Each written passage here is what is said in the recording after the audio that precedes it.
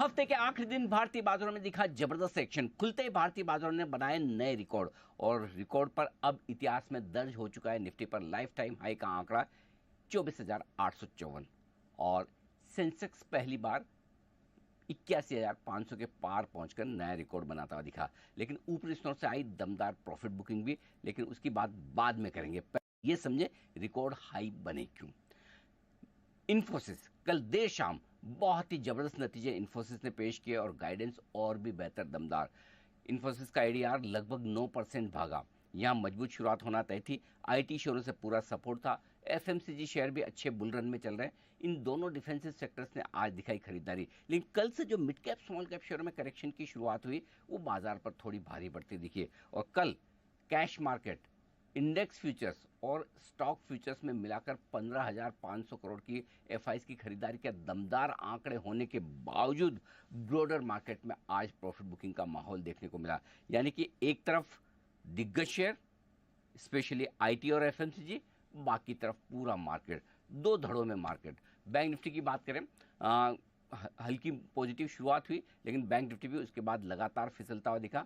हालांकि कमजोरी कम रही, लेकिन नुकसान के साथ ही बंद होता दिखा।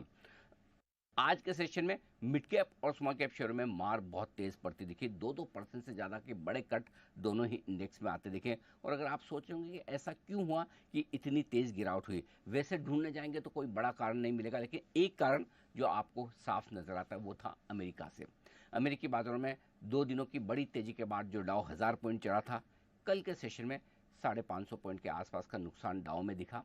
नेस्डेक 2 दिनों से कमजोर था, कल भी कमजोर रहा। S&P 500 में प्रॉफिट बुकिंग की तो थोड़ा बहुत सपोर्ट आप कह सकते हैं ग्लोबल मार्केट से आया कमजोरी की तरफ। लेकिन भारतीय बाजारों में बजट से पहले चूंकि लाइफ हाई बन चुके हैं, कल तक आपको शॉर्ट कवरिंग का सहारा था। Weekly expiry Nifty bank Nifty की हो चुकी है।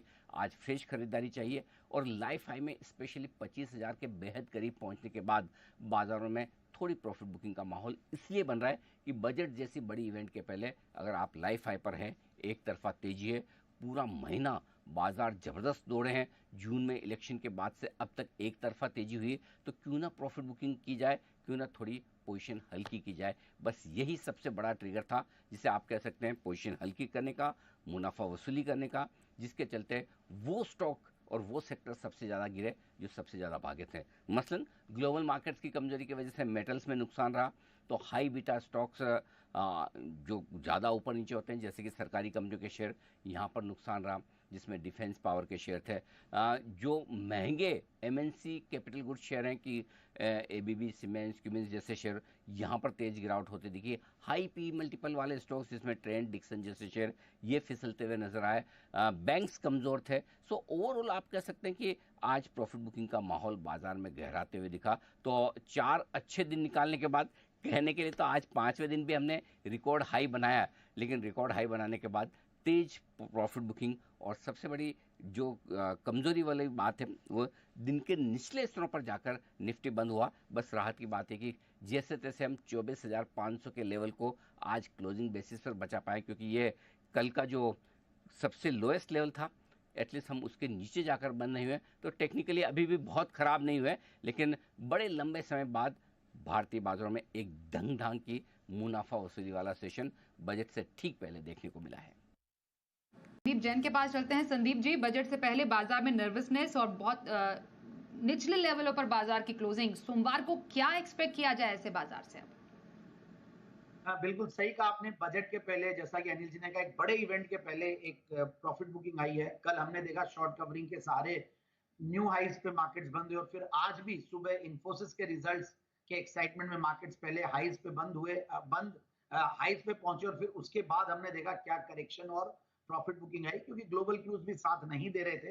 ये भी एक रीजन है और कुछ प्रॉफिट बुकिंग का बहाना भी मार्केट्स को चाहिए और कुछ बजट के पहले हल्का होके जाने की कोशिश करता मार्केट। रिलायंस के रिजल्ट्स, फिर आपके एचडीएफसी बैंक का रिजल्ट, इकोनॉमिक सर्वे, फिर बजट, तो बहुत इवेंटफुल है ये दिन।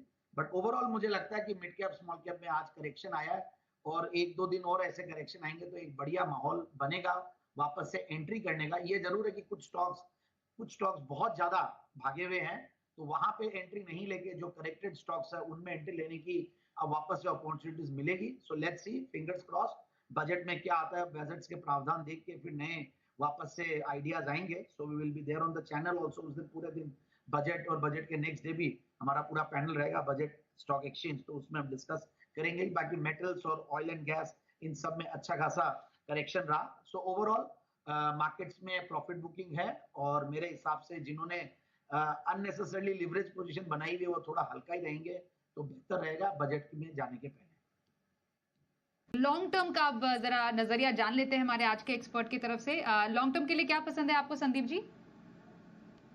बिल्कुल, Bombay stock exchange BSc limited, जिस स्टॉक को हमने बहुत निचले लेवल से दिया, मैंने, अनिल जी ने, हमारे पैनल में सभी ने ये स्टॉक को एक के बाद एक रेकमेंड किया है और मल्टी बैगर बनाए. और ऊपर के लेवल से अब हम जब देखते हैं कि 3200-3300 के लेवल से स्टॉक करेक्ट होके 2200-2300 के लेवल्स पे आ जाए, तो मुझे लगता है और अपने 200 डेमास के आसपास आ जाए, तो ये एक बॉटम फिशिंग वाली अपॉर्चुनिटी हो सकती है. अच्छा खासा करेक्शन आ चुका ऊपर के लेवल से. रीजंस भी है, कुछ कुछ रेगुलेशंस को लेकर जो अभी अटकलें लगी हुई है, या इस बजट में भी कुछ अनाउंसमेंट्स हो सकते हैं, थोड़ा बहुत उन सबको लेकर थोड़ा सा नर्वसनेस एक्सचेंज और एमआईआई स्टॉक्स में दिख रहा है. इवन स्टॉक ब्रोकिंग वाले स्टॉक्स में भी दिख रहा है. बट एनीवेज, गजब की कंपनी है, कहीं कोई इश्यू नहीं है. मतलब सबसे बढ़िया बात है, मतलब मोनोपोलिस्टिक सिचुएशन जैसा ही है कैश मार्केट में, बहुत बड़ा. और एनएससी, बीएससी, एनएससी का भी आईपीओ आने वाला है, तो वहां पे भी जब वो आएगा तो इस स्टॉक को भी वापस से अच्छा अपलिफ्ट मिलेगा. फर्स्ट एवर एशिया का एक स्टॉक एक्सचेंज, सबसे पुराना 1875 से कार्यरत एक पुरानी कंपनी. और इनका star MF mutual fund segment भी बढ़िया चलता है. डेरिवेटिव्स में भी अच्छी पेट बीएससीएफ जमा रही है. मुझे लगता है कि बिल्कुल इस स्टॉक में इन लेवल्स पे स्टैगर्ड वे में, मैं बोलूंगा नहीं कि डायरेक्टली ले, स्टैगर्ड वे में निवेश करें. और एक डिस्क्लेमर भी दे दे, ये स्टॉक को हमने काफी बार डिस्कस किया हुआ है, रेकमेंड भी किया हुआ है. तो हो सकता है कि हमारे एसोसिएट्स के पास और हमारे इंडिपेंडेंट फैमिली मेंबर्स के पास ये पोर्टफोलियो में हो और क्लाइंट्स और व्यूअर्स के पास भी हो सकता है. बट एनीवेज, तो मुझे लगता है जो ग्रोथ कंपनी ने दी है, 36-37% की कैगर से ग्रो कर रही है. बेहतरीन क्वार्टरली रिजल्ट्स थे मार्च 2024 वाले, मतलब 90 करोड़ के सामने 107 करोड़ का पैट था मार्च 2024 में. एफआईआईज, डीआईज बहुत बढ़िया होल्ड करते हैं, इनफैक्ट इसमें शेयर होल्डिंग.